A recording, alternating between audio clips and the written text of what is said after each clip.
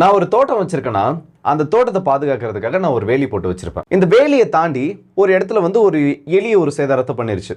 ஒரு இடத்துல ஒரு நாய் வந்து உள்ள நான் போட்டு வச்சிருந்த பயிரை வந்து நாஸ்தி பண்ணி போயிருச்சு. இன்னொரு இடத்துல ஒரு பன்னி வந்துருச்சு. இன்னொரு இடத்துல ஒரு காட்டு பன்னி உள்ள நுழைஞ்சு என்னோட பயிர்களை பாதிப்படைய வச்சிருச்சு. நான் இதுங்களெல்லாம் எந்த அளவுக்கு வந்து வெளியில துரத்தினாலும் என்னால் இதை கண்ட்ரோல் பண்ண முடியல. இதுக்கான வழியை நான் உங்ககிட்ட சொல்லுங்கன்னு ஒரு வார்த்தையை கேட்டேன்னா உங்க எல்லாரோட பதில் அதுக்கு என்னவா இருக்கும்? ஏண்டா எப்போ பார்த்தாலும் அது வந்துச்சு இது வந்துச்சு என் பயிரை பாழ் பண்ணிருச்சு, இந்த இடத்துல எனக்கு பாதிப்பு அது இதுன்னு சொல்லிட்டு இருக்கே, வேலி போட்டு வச்சிருக்க சரி, அந்த வேலியில எந்த வழியா இதெல்லாம் நுழைஞ்சதுன்னு ஒரு வார்த்தையை என்கிட்ட கேட்பீங்க. அதை நீ செக் பண்ணியான்னு கேட்பீங்க. இதே மாதிரி தான் நம்மளோட எல்ஓசியை நம்ம செக்யூர் பண்ணி வச்சிருக்கோம். ஆனால் அதையும் தாண்டி உள்ள பயங்கரவாதிகள் வராங்க, அதையும் தாண்டி இன்ஃபில்ட்ரேஷன் அட்டம் நடக்குது. ஆனால் அதையும் தாண்டி இத்தனை பேர் பாகிஸ்தானோட உதவியோட உள்ள அனுப்பப்படுறாங்கன்னா எந்த இடத்துல தான் பிரச்சனை? எல்ஓசியில் எந்தெந்த இடத்துலலாம் இந்த மாதிரி லூப் ஹோல்ஸை பாகிஸ்தான் கிரியேட் பண்ணியிருக்காங்க. அதுலேயும் 1965 நம்மளோட இந்தியா பண்ண ஒரு மிகப்பெரிய தவறு. இப்போ வரைக்கும் அதுக்கான பலனை, அதுக்கான பாவத்தை நம்ம அனுபவிச்சுட்டு இருக்கோம்.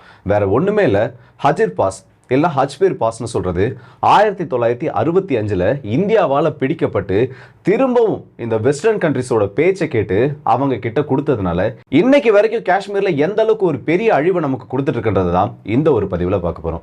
ஸோ வாங்க வீடியோக்குள்ள போயிடலாம். நான் உங்கள் ஆர்கே, இது தான் பொக்கிஷன் டிபி ட்ரெண்டிங்ஸ்.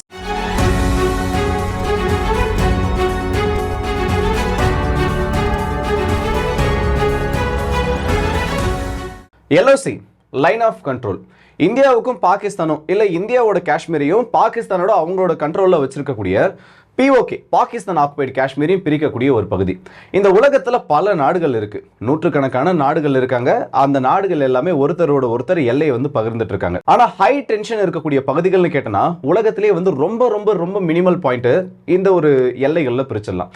உதாரணத்துக்கு சொல்லணும்னா Russia Ukraine, India Pakistan, India China, America Russia, இல்ல அமெரிக்கா வர்சஸ் சைனான்னு சொல்லிட்டு இவங்களுக்குள்ள ஷேர் பண்ணிட்டு இருக்கக்கூடிய அந்த கடல் எல்லைகள், தைவான் சைனான்னு சொல்லிட்டு இந்த மாதிரி சில பகுதிகளை பிரிச்சிடலாம். ஆனா ரொம்பவும் அதிக பாதிப்பு இல்ல அதிக ஆபத்து கொண்ட பகுதினா இந்த எல்ஓசி தான்.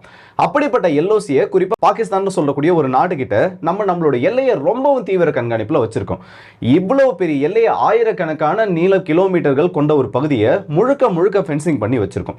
ஆனா இதுல பாகிஸ்தான் ஆக்குபைடு காஷ்மீர்ல மட்டும் நம்ம எந்த அளவுக்கு ஃபென்சிங் பண்ணலாம், ஏன்னா நம்ம 24/7 அந்த இடத்துல நம்மளோட சர்வேலன்ஸ் பணிகளில் ஈடுபட்டு இருந்தாலும் சின்ன சின்ன இடத்துல இந்த எலி எப்படி வந்து ஒரு கம்பியை கடிச்சிட்டு உள்ள நுழையுமோ அதே ஒரு ஃபார்மெட்ல, அதே ஒரு மெக்கானிசம்ல Pakistan sponsored terrorism, Pakistan sponsored தீவிரவாதிகள் நம்மளோட எல்லைக்குள்ள நுழைஞ்சிட்டு இருக்காங்க. இவங்க வந்து மோஸ்டா, ஏன்னா ஆரம்பத்தில் இந்த வீடியோ ஆரம்பத்தில் சொன்ன ஒரு விஷயம், இந்த இடத்துல நம்ம தோட்டம் தான் நம்மளோட இந்தியா, நம்ம போட்டு வச்சிருக்க வேலி தான் நம்மளோட எல்ஓசி.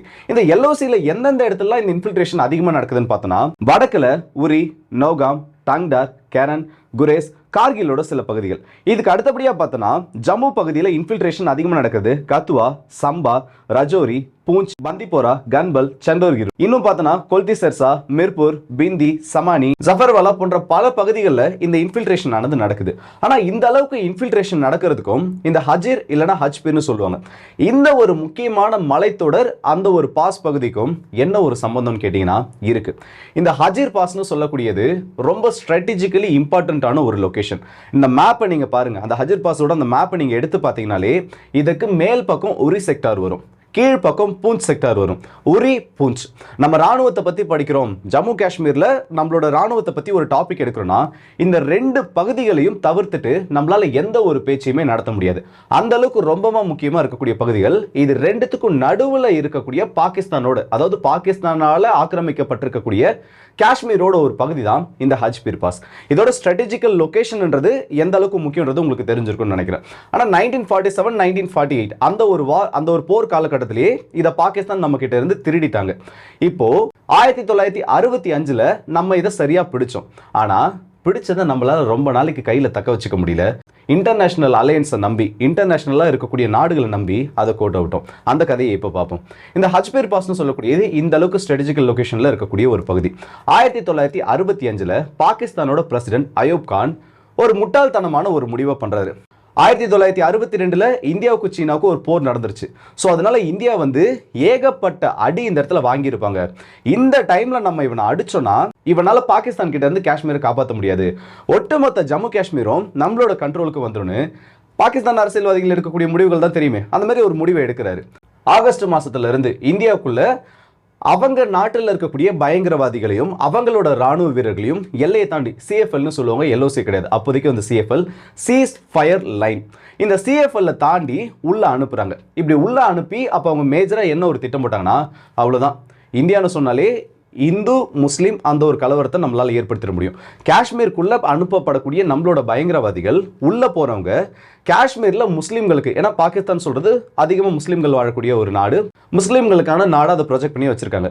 ஸோ இந்த மாதிரி நம்ம உள்ள நுழைஞ்சு அந்த இடத்துல இருக்கக்கூடிய மக்களுக்கு நடுவில் ஹிந்துக்களும் முஸ்லீம்களும் காஷ்மீர்ல வாழ்ந்துட்டு இருக்காங்க. ஸோ அந்த மாதிரி இருக்கக்கூடிய ஒன்னா வாழக்கூடிய ஒரு பகுதியில் நம்ம இந்த இடத்துல பிரிவினைவாதத்தை தூண்டணும்னா உள்ளூர் மக்கள் நமக்கு ஆதரவாக போராட்டம் பண்ணி பெரிய ராணுவத்தை உள்ள அனுப்பாம அந்த இடத்துல கிளர்ச்சி ஏற்பட்டு ஈஸியா காஷ்மீரை நம்மளோட ஒட்டுமொத்த பகுதியை மாத்திக்க முடியுன்றது அவங்க எடுத்த ஒரு தப்பான முடிவு.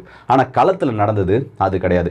இன்ஃபில்ட்ரேஷன் அட்டம் நடந்துச்சு, உள்ள வந்த பல பேர் கலகம் பண்ண முயற்சி பண்ணாங்க. ஆனா அங்க இருக்கக்கூடிய இஸ்லாமிய சகோதரர்களும் சரி இந்துக்களும் சரி நாங்க இந்தியா கூட தான் இருப்போம், நாங்க இந்த இடத்துல எந்த போராட்டமும் பண்ண விரும்பலன்னு பாகிஸ்தானுக்கு அந்த இடத்துல ஒரு பெரிய செருப்படியை கொடுத்தாங்க. இதோட தோல்வின்றது பாகிஸ்தானை இன்னும் எந்த அளவுக்கு போயிட்டு யோசிக்க வச்சதுன்னா, ஒட்டுமொத்த அவங்களோட ட்ரூப்ஸையும் அதிகப்படியான எண்ணிக்கைகளை இந்த சிஎஃப்எல் கொண்டு நிறுத்தி இந்த எல்லையை ஒட்டி இருக்கக்கூடிய பகுதிகள், குறிப்பா சொன்னா ஒரு பூஞ்ச் போன்ற பகுதிகள் அவங்களோட கண்ட்ரோலுக்குள்ள எடுத்து வரணும்னு நினைச்சாங்க. அப்போ ரியாக்ட் பண்ண இந்தியன் கவர்மெண்ட் ஸ்ட்ராட்டஜிக்கலா ஒரு டெசிஷனை எடுக்கிறாங்க. ஏன்னா எல்லா டைமும் நம்மளால வேடிக்கை பார்க்க முடியாது, எல்லா டைமும் வேடிக்கை பார்த்துட்டு இருந்தோம்னா நம்ம இந்தியான்னு சொல்லக்கூடிய ஒரு நாடே இருக்காது. இதனால ரொம்பவே அத்தியாவசியமான இந்த ஹஜ்பீர் பாஸை பிடிக்கிறதுன்னு சொல்லிட்டு ஒரு ஆபரேஷனை லான்ச் பண்றாங்க. இதோட ஆபரேஷன் கோட் நேம் ஆபரேஷன் பக்ஷி. மேற்கு பகுதியில் இந்த ஆபரேஷன் பக்ஷின்றது நம்மளோட இந்தியாவோட முக்கியமான 19 இன்ஃபேண்ட்ரி டிவிஷனோட ஒரு டாஸ்காக கொடுக்கப்படுது. இதுக்கு அடுத்தபடியா ரெண்டு பக்கமும் அடிக்கணுன்றதுக்காக கிழக்கு பகுதியில இருந்து ஆபரேஷன் ஃபாலோட்ன்றது லான்ச் பண்ணப்படுது. இதுல இந்தியாவோட 25th இன்ஃபேண்ட்ரி டிவிஷனும் 1st பாரா ரெஜிமெண்ட்டும் 19th பஞ்சாப் ரெஜிமெண்ட்டும் 4th ராஜ்புட் ரெஜிமெண்ட்டும் இந்த ஒரு டாஸ்க்குக்காக அனுப்பப்படுறாங்க. இந்த ஒரு பாஸை பிடிக்கிறது இல்ல மலைகளுக்கு நடுவில் அமைஞ்சிருக்கக்கூடிய இந்த ஒரு ஸ்ட்ராட்டஜிக்கல் லொகேஷனை பிடிக்கிறதுன்றது அந்த அளவுக்கு சாதாரணமான ஒரு டாஸ்க் கிடையாது. ரொம்ப ரொம்ப ஹை பிளானிங்ன்றது இருக்கணும். ஏன்னா இது பாகிஸ்தானுக்கு எப்படி சொல்றது, அவனோட தலையில நம்ம மொத்தமா கை வைக்கிற மாதிரி. இந்த காஷ்மீருக்குள்ள இத்தனை பயங்கரவாதிகள் அவங்க அனுப்புறாங்கன்னா 90% அதிகமா இந்த ஒரு பகுதி மூலியமா தான் நடக்கும். ஸோ நம்ம இதை பிடிக்கிறதுன்றது அந்த அளவுக்கு ஈஸியான டாஸ்க் கிடையாது. அந்த இடத்துல பாகிஸ்தானோட ஃபோர்ஸஸ் அந்த அளவில் இருப்பாங்க. இந்த மலைப்பகுதின்றது, இந்த அஜ்மீர் பாஸ் அமைஞ்சிருக்கக்கூடிய மலைப்பகுதின்றது 3 முக்கியமான மலைகளால பாதுகாக்கப்பட்டு இருக்குன்னு சொல்லலாம். பாதுகாக்கிறதுனா இயற்கையா அரணா அமைந்த பகுதிகள். இந்த 3 மலைகள் என்னென்னா, கிழக்கு பகுதியில் பெடோரி, இதோட ஒட்டுமொத்த உயரன்றது 3760 மீட்டர் கடல் மட்டத்திலிருந்து. இதுக்கு அடுத்தபடியா மேற்கு பகுதியில் சங், இது 2895 மீட்டர் உயரம் கடல் மட்டத்திலிருந்து. இதோட தென்மேற்கு பகுதியில் அமைஞ்சிருக்கக்கூடிய மலைத்தோடு தான் லெட் வேலி கலின்றது. இதோட ஒட்டுமொத்த உயரன்றது 3140 மீட்டருக்கு அதிகம் கடல் மட்டத்திலிருந்து. ஸோ இந்த 3 மலைகளாலேயும் பாதுகாக்கப்பட்ட அந்த ஒரு சின்ன இடைவெளி, மலைகளுக்கு நடுவில் அமைஞ்சிருக்கக்கூடிய ஒரு இடைவெளி தான் இந்த ஹஜ்பீர் பாஸ்ன்றது. நம்மளோட ராணுவ வீரர்கள் ஆகஸ்ட் மாதம் 16ஆம் தேதி இந்த ஒரு ஆபரேஷனை லான்ச் பண்றாங்க. ஆபரேஷனை லான்ச் பண்ணது மட்டும் இல்லாம அடுத்த 2 நாட்கள்லேயே இந்த 2 மலைகளை பிடிச்சிடறாங்க. ஏகப்பட்ட மழை, ஏகப்பட்ட மண் சரிவுகள், ஏகப்பட்ட இடர்பாடுகளை தாண்டி ரொம்பவும் கஷ்டப்பட்டு இந்த 2 மலைகளையும் பிடிச்சாங்க. 3வது மலையை பிடிக்க போற நேரத்தில் பாகிஸ்தான் ரொம்பவே உஷாராயிட்டாங்க. ஏன்னா 2 மலைகள் அவங்க இழந்ததே 2 நாள் கழிச்சு தான் உங்களுக்கு தெரியும். அவங்களோட ஃப்ரண்ட்லைன் ஃபோர்ஸுக்கும் பின்னாடி இருக்கக்கூடிய பேக்கப் யூனிட்ஸுக்கும் அந்த இடத்துல கம்யூனிகேஷன்றது கட் ஆயிருச்சு. இந்த மாதிரி பகுதிகளில் கம்யூனிகேஷன் கட் ஆகிறது நார்மலான ஒரு விஷயம் தான். அதிகமான மழை, அதிகமான பனிப்பொழிவு ஏற்படுறப்போ அந்த காலகட்டத்தில் சரியான ஒரு கம்யூனிகேஷன் டிவைசஸ் இல்லாதனால இந்த மாதிரி கம்யூனிகேஷன் கட் ஆகிறது நார்மலான ஒரு விஷயம் தான்.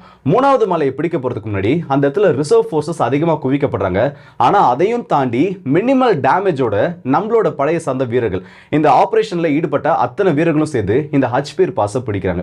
இது எந்த அளவுக்கு இந்தியாவுக்கு ஒரு ஸ்ட்ராட்டஜிக்கல் விக்டரி தெரியுமா? 1965 இப்போ நம்ம கிட்ட அந்த ஹஜ்பீர் பாஸ் இருந்துருந்துச்சுன்னா காஷ்மீர்ல நடக்கக்கூடிய ஒட்டுமொத்த இன்ஃபில்ட்ரேஷன்ல 100 பயங்கரவாதிகள் உள்ள வராங்கன்னா 90க்கும் அதிகமான பயங்கரவாதிகள் உள்ள வரக்கூடிய வழியை நம்மளோட கண்ட்ரோல்ல வச்சிருந்திருக்கலாம். ஆனா இந்த யுத்தம் முடிஞ்சது. திரும்பவும் நிறைய இந்த இடத்துல பீஸ் டாக்ஸ்னு ஒரு டாபிக்கை எடுத்துட்டு வந்தாங்க. அமெரிக்கா உள்ள வந்தாங்க, இன்னும் நிறைய கண்ட்ரிஸ் உள்ள வந்தாங்க, நெகோசியேஷன் டேபிளில் உட்கார வச்சாங்க. இந்த இடத்துல நெகோசியேஷன் டேபிளில், இந்த பேச்சுவார்த்தைக்கான டேபிளில் நமக்கு தான் கிளியரான ஒரு அப்பர் ஹேண்ட் இருந்துச்சு. ஏன்னா ஹஜ்பீர் பாஸ் நம்ம கிட்ட இருக்கு. பாகிஸ்தானுக்கு வந்து இது வந்து ஸ்ட்ராட்டஜிக்கல் ரொம்ப ஒரு முக்கியமான ஒரு இடம். இன்னும் தெளிவாக சொல்கிறேன் கேளுங்க. 4வது மாடியில் உங்களோட வீட்டில் நீங்கள் நிற்கிறீங்க. உங்கள் வீட்டுக்கு பக்கத்தில் ஒரு சின்ன ஒரு நிலப்பகுதி இருக்குது, ஏதோ ஒரு கிரவுண்ட் ஆனது இருக்குது, அந்த இடத்துல கொஞ்சம் பேர் நின்றுட்டு இருக்காங்க. 4வது மாடியில் நிற்கிற நீங்கள் அவங்க என்ன பண்ணுறாங்கன்றதை உங்களால் தெளிவாக பார்க்க முடியும். ஆனால் கீழே இருக்கக்கூடிய நபர்களால் அந்த அளவுக்கு நீங்கள் என்ன பண்ணுறீங்கன்றதை உங்களால் தெளிவாக பார்க்க முடியாது. இதை வந்து ஒரு கம்பேரிசனுக்காக சொல்றேன். ஸோ அந்த மாதிரி நம்மளோட ஒட்டுமொத்த ஜம்மு காஷ்மீர் வேலையும், இங்க இருக்கக்கூடிய அத்தனை பகுதிகளையும் அந்த ஒரு இடத்து மேல இருந்து கண்காணிக்கலாம். அந்த இடத்தின் வழியா இன்ஃபில்ட்ரேட் ஆகுறது அவங்களுக்கு ரொம்ப ரொம்ப சுலபமான ஒரு விஷயம். மலையில இருந்து இறங்கி வந்தாங்கன்னா சின்ன சின்ன அந்த டிஃபென்ஸ் லைன்ஸை தாண்டி இல்ல போட்டு வச்சிருக்கக்கூடிய அந்த வேலிகளை தாண்டி ஈஸியா அவங்களால உள்ள நுழைய முடியும். அந்த அளவுக்கு ஸ்ட்ராட்டஜிக்கல் லொகேஷன் நம்ம பிடிச்சு வச்சிருந்தோம். ஆனா இந்த இடத்துல எப்பயும் போல துரோகத்தால் வீழ்த்தப்படுறது இந்தியாவுக்கோ இல்லை இந்தியர்களுக்கோ புதுசு கிடையாது. அதே மாதிரி அந்த தடவை நம்ப வச்சு நம்ம ஏமாத்தப்பட்டோம்னு சொல்றதை விட ஏமாந்துட்டோம். இதில் வந்து ஏமாத்தப்பட்டோம்னா ஒரு தடவை 2 தடவைனா ஓகே, நம்மளை வந்து ஏமாத்திட்டாங்கன்னு சொல்லலாம். ஆனால் இது வந்து நம்ம இந்தியாவோட வரலாற்றில் அடிக்கடி நடந்துட்டு இருக்க ஒரு விஷயம். அப்பயும் நம்ம ஏமாந்துட்டோம். அப்போ இந்த சூம் செக்டர்னு சொல்லுவாங்க, அது கூட சேர்த்து வந்து ஒரு 500 ஸ்கொயர் கிலோமீட்டர் இந்தியாவோட பகுதி இந்த 1965 வாரில் பாகிஸ்தான் பிடிச்சு வச்சிருந்தாங்க. ஆனால் நம்ம பிடிச்ச பகுதிகளோட அளவு எவ்வளோ தெரியுமா? லாகூரையும் சேர்த்து இந்த ஹஜ்பீர் பாஸையும் சேர்த்து 1800 ஸ்கொயர் கிலோமீட்டருக்கு அதிகம். ஏறத்தாழ ஆல்மோஸ்ட் 4 மடங்கு அதிகமான இடத்த நம்ம பிடிச்சி வச்சிருந்தோம். ஆனால் பாகிஸ்தானுக்காக வாதாடின நாடுகள் இல்லை பாகிஸ்தானுக்காக பறிஞ்சிட்டு வந்த நாடுகள் இந்த ஒரு நெகோசியேஷனை ஒரு முக்கியமான அக்ரிமெண்ட் மூலமா இந்தியா கூட ஏற்படுத்த வச்சாங்க. ஆனால் திரும்பவும் இந்த சூம் செக்டாரில் இருக்கக்கூடிய பகுதிகளில் 1971 பாகிஸ்தான் வந்து ஒரு சில இடங்களில் பிடிச்சிட்டாங்க. இது வந்து அவங்க அட்மினிஸ்ட்ரேட் பண்ணக்கூடிய காஷ்மீரில் தான் இருக்குது. ஆனால் நம்மளால இன்னும் ஹஜ்பீர் பாஸை பிடிக்க முடியல. இது வந்து இப்போ மட்டும் நடக்கல. 1971, 1999 இந்த மாதிரி பல தடவை நம்ம பிடிச்ச ஒரு முக்கியமான இடத்த நம்ம அதிக எஃபர்ட் போட்டு நம்மளோட ராணுவ வீரர்களோட உயிரை கொடுத்து பிடிச்ச ஒரு பகுதியை ஈஸியாக அந்த இடத்துல நம்ம விட்டுட்டோம். ஆக்சுவலாக அது வந்து ஈஸியாக விட்டுட்டோம்னு கூட சொல்ல முடியாது. மற்ற நாடுகளை நம்பி இந்த இடத்துல நம்ம விட்டுட்டோம். இன்னைக்கு அந்த பாஸ் நம்ம கிட்ட இருந்துச்சுன்னா பஹல்காம் அட்டாக்கும் நடந்திருக்காது, உரி செக்டாரில் நடந்த அட்டாக்கும் நடந்திருக்காது, காஷ்மீரில் இன்னைக்கு இவ்வளோ பெரிய பிரச்சனை கண்டிப்பாக நடந்திருக்காது. அந்த பிரச்சனைகளோட அளவுன்றது அந்த இடத்துல குறைஞ்சிருக்கும். ஆனால் ஈஸியாக முடிய வேண்டிய ஒரு விஷயத்த நம்மளோட பொலிட்டீஷியன்ஸ் அந்த டைமில் பண்ண ஒரு தப்புனால இன்னைக்கு வரைக்கும் அதோட கஷ்டத்தை காஷ்மீரில் இருக்கக்கூடிய மக்கள் அனுபவிச்சுட்டு இருக்காங்க. ஆனால் இதுக்கப்புறம் இந்த 1965 அப்புறம் இந்தியாவோட அப்ரோச்ன்றது நிறைய மாறுச்சு. பாகிஸ்தானுக்கு வந்து அமெரிக்கா டேரக்டாகவே சப்போர்ட் பண்ணியிருந்தாங்க. சில வருஷங்களுக்கு முன்னாடி 1965 இந்த ஒரு பிரச்சனைலாம் ஏற்படுறதுக்கு முன்னாடி அப்போவே 700 மில்லியன் அளவிலான ஒரு டிஃபென்ஸ் அக்ரிமெண்ட், அதாவது உதவிகள் கொடுக்குற மாதிரி கொடுத்து ஒரு பெரிய சப்போர்ட்டை பாகிஸ்தானுக்கு கொடுத்துருந்தாங்க.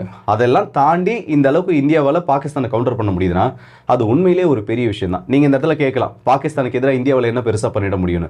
நீங்கள் வந்து ஒரு காயினுக்கு 2 சைடு இருக்குன்னு சொல்கிற மாதிரி பாகிஸ்தான் பின்னாடி ஏகப்பட்ட நாடுகள் இருக்காங்க டைரெக்டாக சப்போர்ட் பண்ணுறதுக்கு. ஆனால் இந்தியா பின்னாடி அப்படி யாருமே கிடையாது. அப்போ இந்தியாவோட வெளியுறவு கொள்கை என்ன ஆச்சு? இந்தியாவுக்கு வந்து இந்த இடத்துல எந்த ஒரு சப்போர்ட்டுமே இல்லையே. அப்போ இந்தியாவோட ஃப்ரெண்ட்ஸ் தான் யார்? இந்தியாவுக்கு ஃப்ரெண்ட்ஸே இல்லையா? இந்தியாவுக்கு வந்து யாருமே உதவிகள் பண்ண மாட்டாங்களா? பண்ண மாட்டாங்க. ஏன் தெரியுமா? நீங்கள் ஒருத்தர்கிட்ட இருக்கீங்க, இல்லை நீங்கள் ஒரு 4 நண்பர்கள் ஒன்றா இருக்கீங்க, இல்லை ஒரு 4 நபர்கள் இருக்கீங்க. நீங்கள் வந்து ஒருத்தனுக்கு ஜால்ரா அடிக்கிறீங்க, இல்லை நீங்கள் வந்து ஒருத்தன் சொல்கிறதெல்லாம் கேட்டு ஆமா சாமி போடுறீங்கன்னா உங்களுக்கு ஒரு பிரச்சனை வந்து நிற்பான்.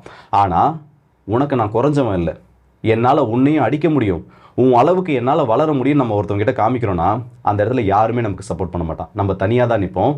என்னைக்குமே வளரக்கூடிய ஒரு நாட்டை இல்லை வளர விருப்பம் உள்ள நாட்டை மற்ற நாடுகள் விரும்ப மாட்டாங்க. பாகிஸ்தான் அவன் படிச்சுட்டான், காலையே விழுந்துட்டான் மொத்தமாக, சீனா காலையும் சரி. ஏன்னா சீனா கிட்ட இருந்து தான் ஒட்டு மொத்தமும் அவன் சாப்பிட்றது கொண்டு ஒட்டுமொத்த பணமும் சீனா கிட்ட இருந்தால் வருது. அதனால அது பின்னாடி பாகிஸ்தான் பின்னாடி சீனாக்காரன் நிற்பான். ஆனால் நம்ம அப்படி கிடையாது.